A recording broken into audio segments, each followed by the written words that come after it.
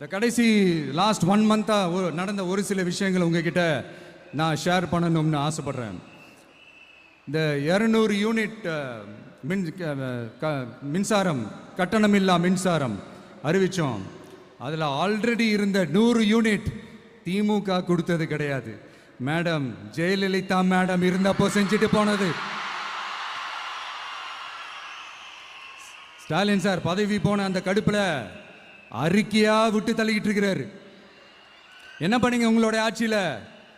மக்கள் பணத்தை டாஸ்மாக்லேருந்து அடித்த அந்த பணத்தை ஊழல் செஞ்ச அந்த ஃபைலை க்ளோஸ் பண்ணுறதுக்கு அலையா அலைஞ்சிங்க. ஆனால் இந்த விஜய் மக்களுக்கு தொந்தரவாக இருக்கிற அதே டாஸ்மாகை க்ளோஸ் பண்ணா. விவசாயிகளோட அந்த கடனை தள்ளுபடி மேக்சிமம் இந்த 1 மந்த்ல என்ன செய்ய முடியுமோ அதை செஞ்சான்.